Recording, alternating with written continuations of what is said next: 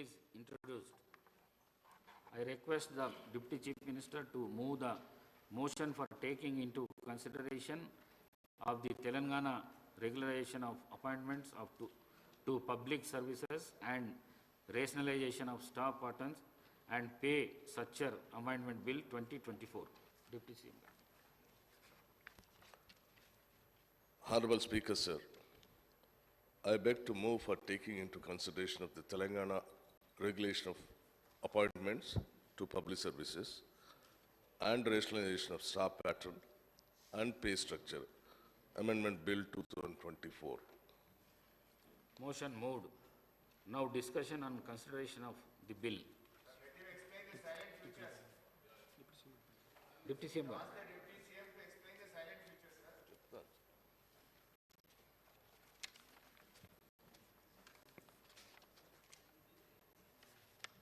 అధ్యక్ష, ప్రభుత్వ ఉద్యోగాల నియామకాలు యాక్ట్ నెంబర్ 2లోని సెక్షన్ 4 నిబంధనలు అనుసరించి జరుగుతూ ఉన్నాయి. దాని ప్రకారం public service commission, college service commission ప్రభుత్వం ఏర్పాటు చేసిన సెలక్షన్ కమిటీ ఎంప్లాయ్మెంట్ ఎక్స్చేంజ్ లేదా దినపత్రిక, రేడియో, టెలివిజన్ ద్వారా ప్రకటించిన ఉద్యోగ ప్రకటనల ద్వారా మాత్రమే అవసరమైన అర్హతలు కలిగిన అభ్యర్థుల ఎంపిక జరుగుతుంటుంది. ఈ నిబంధనలకు కారుణ్య నియామకాలు మరియు తీవ్రవాదుల హింసలో మరణించిన వారి కుటుంబాల వారసుల నియామకాలకు మినహాయింపులు ఉన్నాయి.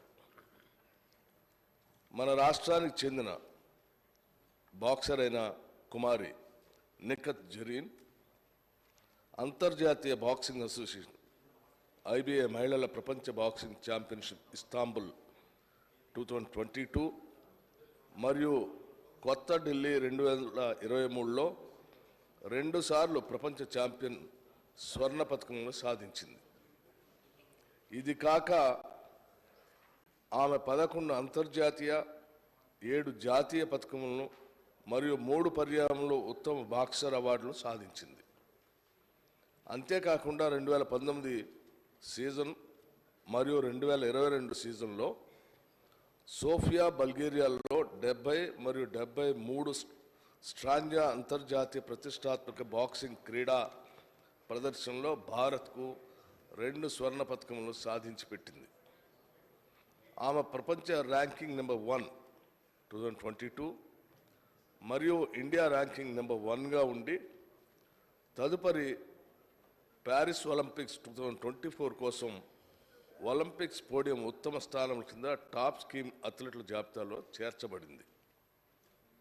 ఆమె తెలంగాణ నుండి ప్రథమ మహిళా బాక్సర్ కూడా. ఆమె తెలంగాణ క్రీడల అథారిటీ హైదరాబాద్ చరిత్రలో ఒక మైలురాయిని సాధించి పెట్టింది ఈ రాష్ట్రానికి సంబంధించి. అలాగే శ్రీ మహమ్మద్ సిరాజ్ క్రికెట్ ఆటగాడు ప్రపంచవ్యాప్తంగా అనేక ప్రతిష్టాత్మక మ్యాచ్ల్లో భారత్కు ప్రాతినిధ్యం వహిస్తూ ఉన్నారు. వీటిలో ప్రపంచ టెస్ట్ ఛాంపియన్షిప్ ఫైనల్స్ 2021 మరియు 2023, వన్డే ఇంటర్నేషనల్ ప్రపంచ కప్ ఫైనల్స్ 2023 చేరి ఉన్నాయి.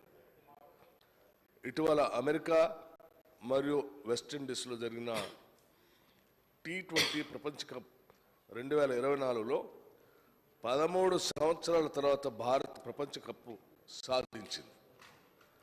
అతడు T20 ప్రపంచ కప్ స్క్వాడ్ సాధించట్లో తెలంగాణ నుండి పాల్గొన్న ఏకైక క్రికెట్ ఆటగాడు. అతను క్రీడల్లో మేటి ఆటగాడు. మన రాష్ట్రానికి అంతేకాకుండా దేశానికి కూడా ఘనమైన కీర్తి ప్రతిష్టలు తీసుకొచ్చారు. అందువల్ల వారి యొక్క ఉత్తమమైన ప్రదర్శనను ప్రోత్సహిస్తూ రాష్ట్రంలో గ్రూప్ 1 సర్వీసుల కింద DSP పదవిలో సదరు క్రీడాకారులకు ఉద్యోగం కల్పించుటకే తేదీ 1/8/2024 జరిగిన మంత్రిమండలి సమావేశంలో రిజల్యూషన్ నెంబర్ 93/2024 ద్వారా తీర్మానించడం జరిగింది. అయితే వీరిని స్పోర్ట్స్ కోటాలో నేరుగా నియమించడానికి ప్రస్తుత చట్టంలో నిబంధనలు లేనందువల్ల వారి నియామకానికి వీలు కల్పించే విధంగా 1994లోని 2వ చట్టంలోని 4వ విభాగానికి సవరణ కోసం ముసాయిదా బిల్లును రూపొందించి శాసనంగా చేయాలని దీన్ని ప్రవేశపెడుతున్నాం. కావున సభ్యులందరినీ బిల్లుని ఆమోదించవలసిందిగా మీ అందరినీ కోరుతా ఉన్నాను. ఎందుకంటే వీరిద్దరు కూడా గొప్పగా తెలంగాణ రాష్ట్రానికి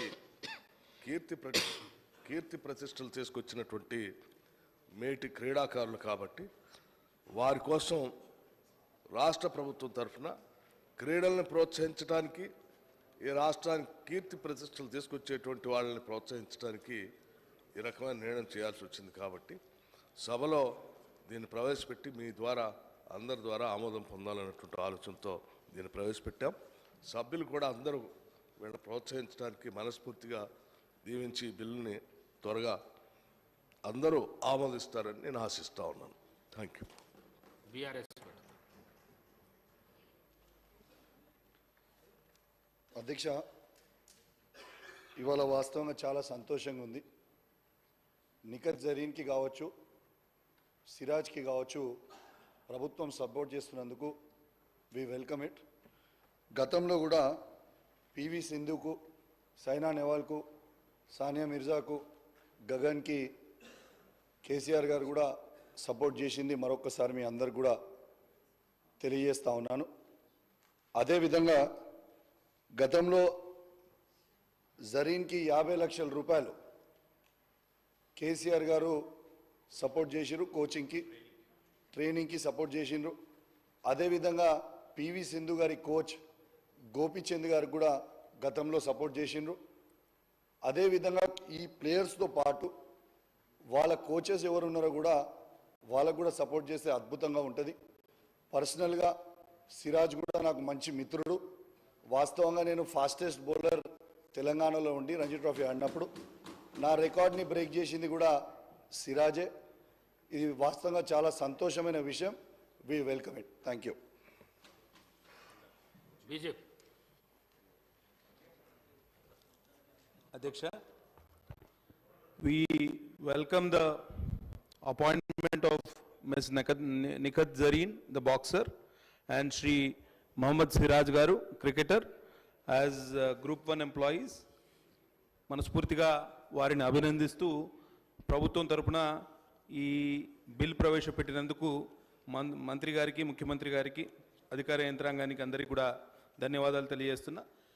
before going into the points per se, నేనేమంటా అంటే మనం రాష్ట్రంలో ఒక స్పోర్టింగ్ కల్చర్ తీసుకురావాల్సిన అవసరం ఉంది.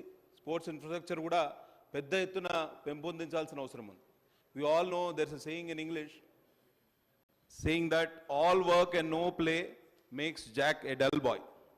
కాబట్టి కేవలం ఎడ్యుకేషన్ మీద, కేవలం చదువుల మీద కాన్సన్ట్రేట్ చేయకుండా స్పోర్ట్స్ ఇన్ఫ్రాస్ట్రక్చర్ను కూడా పెద్ద ఎత్తున పెంపొందించాల్సిన, సపోర్ట్ చేయాల్సిన అవసరం కూడా మనకు ఉన్నదని తెలియజేస్తున్నా. అట్లనే ఒక వాతావరణం, ఒక స్పోర్ట్స్కు సానుకూలమైన వాతావరణం మారుమూల ప్రాంతాల్లో కూడా తయారు చేయాల్సిన అవసరం ఎంతైనా ఉంది సార్. ఎందుకంటే ప్రతి మండల కేంద్రంలో ఒక మినీ స్టేడియం నిర్మాణం జరిగితే చాలామందికి యువతకు అదొక చోదక శక్తిలాగా, ఒక ఎంతూజియాజం పెంపొందించే విధంగా తయారవుతుంది. గతంలో మాకు ఒక మారుమూల ప్రాంతం ఉంది, కౌటాల అని, ఒక గిరిజన ప్రాంతం. ముఖ్యమంత్రి గారు ఆ రోజు చంద్రబాబు నాయుడు గారు ఉండే, మా అమ్మగారు పాల్వాయి రాజ్యలక్ష్మి గారు అప్పుడు ఎమ్మెల్యే, ఒక 5 ఎకరాల స్థలం తీసుకొని ఒక మినీ స్టేడియం నిర్మాణం చేసుకుంటే ఇవాళ పొద్దున ఉదయం పూట వాకింగ్కి కానివ్వండి, స్పోర్ట్స్ ఇన్ఫ్రాస్ట్రక్చర్ కానివ్వండి, ఎంతోమంది క్రీడాకారులను అక్కడ తయారు చేసుకోగలిగినాం. కాబట్టి ప్రతి మండల కేంద్రంలో ఒక మినీ స్టేడియం నిర్మాణం కోసం ప్రభుత్వం చొరవ తీసుకోవాలని ఆకాంక్షిస్తూ సెలవు తీసుకుంటున్నాను.